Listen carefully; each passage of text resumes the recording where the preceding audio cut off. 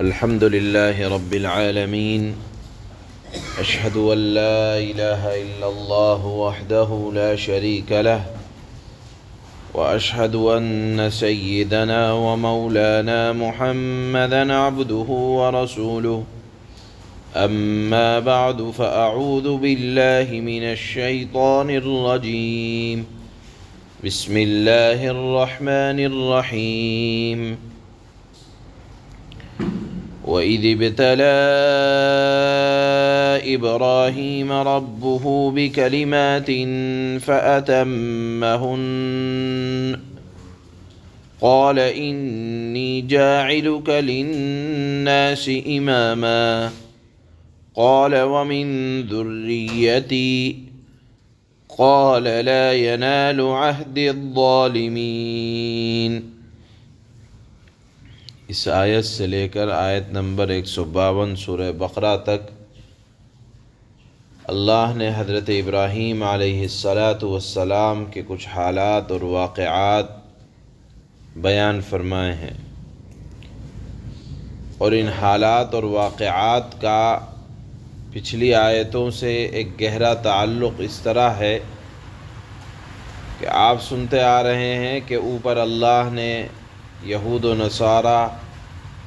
اور عرب کے بت پرستوں کا ذکر کیا، تینوں گروہوں کا ذکر آیا۔ یہ تینوں گروہ حضرت ابراہیم علیہ السلام کو اپنا بڑا مانتے تھے، پیشوا مانتے تھے، مقتدی مانتے تھے، اور ہر گروہ کا، یہود ہوں یا نصارہ ہوں یا مشرک ہوں، ہر گروہ کا یہ دعویٰ تھا کہ حضرت ابراہیم علیہ السلام اسی کے مذہب کے حامل تھے۔ یعنی یہود یہ کہتے تھے کہ حضرت ابراہیم ہمارے ہیں اور ہمارے مذہب کے حامی ہیں، نصارہ یہ کہتے تھے کہ حضرت ابراہیم کو ہم مانتے ہیں، وہ ہمارے مذہب کے حامی تھے۔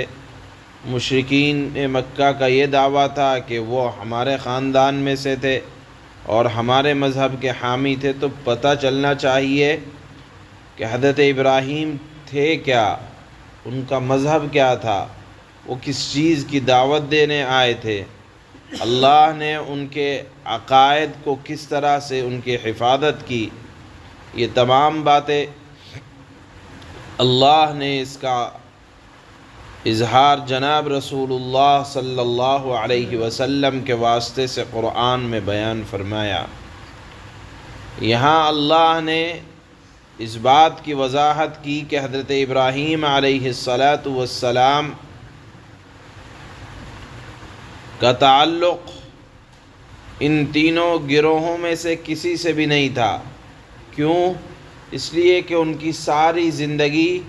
توحید کی تبلیغ میں خرچ ہوئی ہے، اور انہیں اس راستے میں بڑی بڑی آزمائشوں سے گزرنا پڑا، اور ان آزمائشوں میں وہ ثابت قدم رہے۔ بچپن ہی میں سے حضرت ابراہیم علیہ السلام کی نشو و نما اللہ نے توحید کے راستے میں، یہ کہا جائے کہ توحید کے اظہار کے لیے طرح طرح سے انہیں مشکلات کا سامنا بھی کرنا پڑا۔ چنانچہ توحید ہی کی آزمائش کی وجہ سے انہوں نے اپنے گھر بار کو چھوڑا، بادشاہ کے سامنے کلمہ حق کو بولا، اس کے نتیجے میں انہیں آگ میں ڈالا گیا۔ انہوں نے آگ کی پرواہ کیے بغیر اس کے اندر چھلانگ لگا دی، اللہ نے اس آگ کو گلے گلزار بنا دیا۔ بہرحال حضرت ابراہیم علیہ السلام کی ساری زندگی آزمائشوں سے بھری پڑی ہے، اور ان آزمائشوں میں وہ ثابت قدم رہے۔ ایک بات۔ دوسری بات یہ ہے کہ حضرت ابراہیم علیہ السلام کے دو بیٹے تھے، ایک کا نام تھا حضرت اسحاق اور ایک کا نام تھا حضرت اسماعیل۔ حضرت اسحاق علیہ السلام کے بیٹے حضرت یعقوب تھے، جن کا دوسرا نام ہم نے بتایا تھا کہ اسرائیل تھا، نبی کریم صلی اللہ علیہ وسلم کے دنیا میں تشریف لانے سے پہلے اور آپ کی نبوت سے پہلے حضرت یعقوب علیہ السلام جن کا نام جن کی اولاد کو بنی اسرائیل کہا جاتا ہے، نبوت کا سلسلہ اسی خاندان میں چلا آ رہا تھا۔ اس کی بنیاد پر حضرت یعقوب علیہ السلام کی اولاد یہ سمجھتی تھی کہ دنیا بھر کی پیشوائی کا حق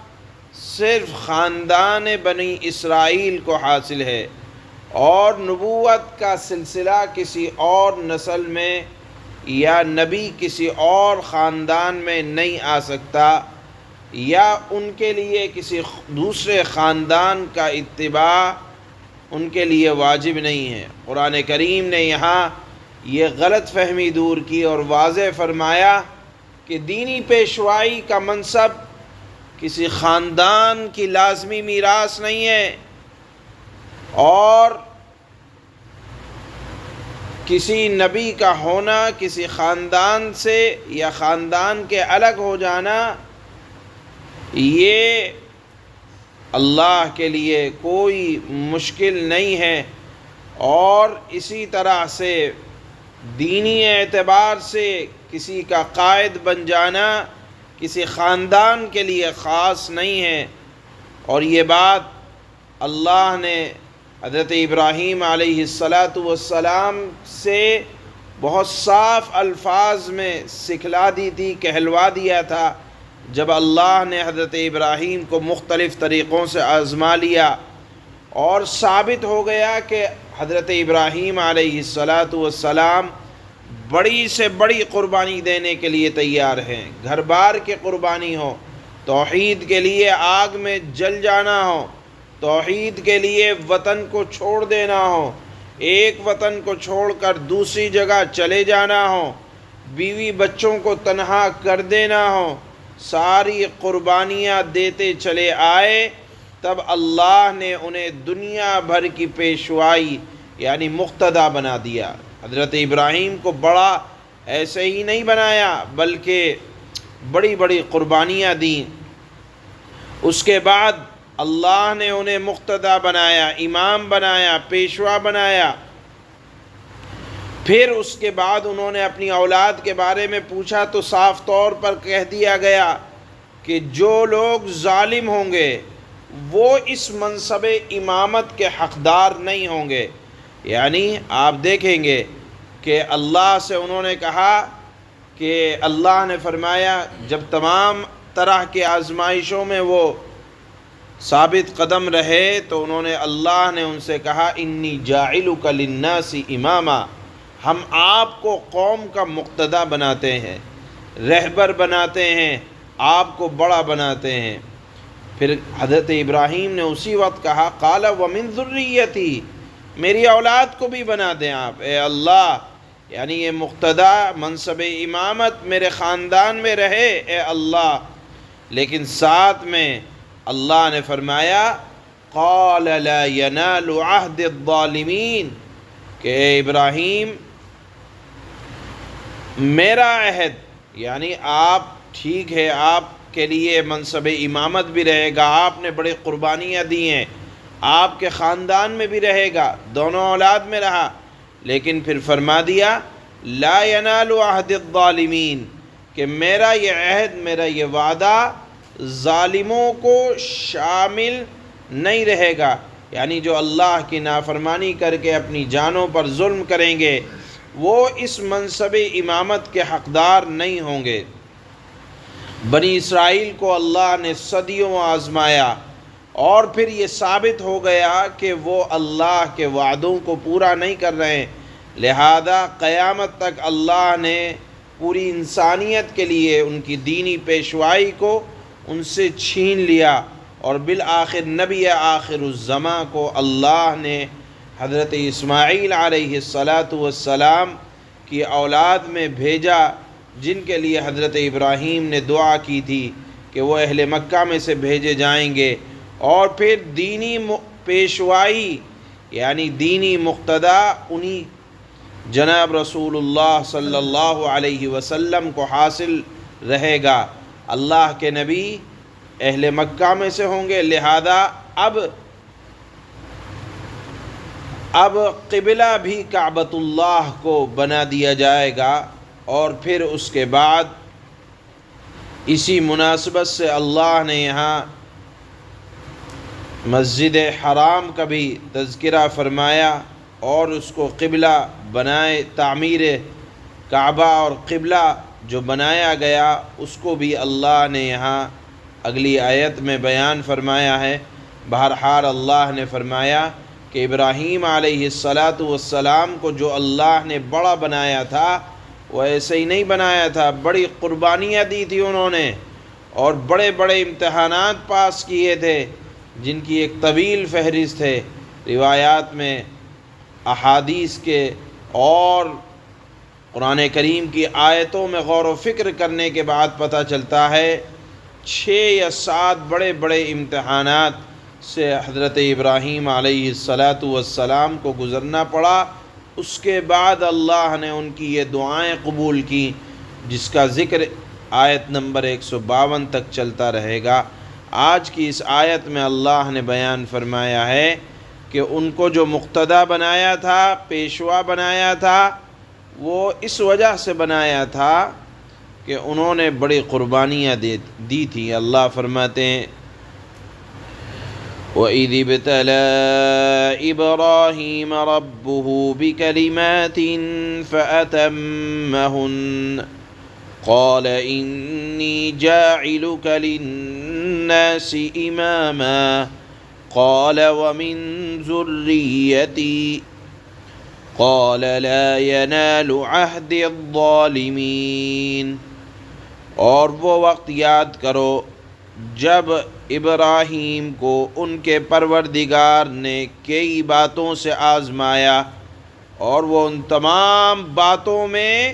ثابت قدم رہے، جمے رہے، ڈٹے رہے، حق کو حق دکھلایا، بتایا، سمجھایا۔ اللہ نے فرمایا انہوں نے وہ ساری باتیں پوری کی، ایک آدھ نہیں، ساری باتیں پوری کرنے کے بعد اللہ نے فرمایا کہ جو اتنی قربانیاں دے گا، پیشوائی کا، رہبر بننے کا حق اسی کو حاصل ہے۔ اللہ نے فرمایا میں تمہیں تمام انسانوں کا پیشوا بنانے والا ہوں۔ ابراہیم نے پوچھا اور میری اولاد میں سے؟ اللہ نے فرمایا لا ینال عہد الظالمین، میرا یہ عہد ظالموں کو شامل نہیں ہے، یعنی پیشوائی آپ کی اولاد میں رہے گی، لیکن اسی اولاد میں رہے گی جو ظالم نہیں ہوں گے، گنہگار نہیں ہوں گے، اور جب گنہگار یا وہ ظالم بن جائیں گے اللہ ان سے پیشوائی کا حق چھین لے گا۔ یہودی جب تک اپنے اصل مذہب پر تھے اللہ ان کو عزت دیتے رہے، لیکن تاریخ شاہد ہے کہ حضرت موسیٰ علیہ السلام کے زمانہ ہو یا اور کسی نبی کا زمانہ ہو، ہر زمانے کے لوگوں، ہر زمانے کے یہودیوں نے اپنے نبی کے ساتھ بڑی گستاخانہ حرکتیں کی ہیں۔ ہاں بجز چند بہت تھوڑے سے تھے جو اپنے دین پر قائم تھے۔ سبحان اللہ وبحمدہ۔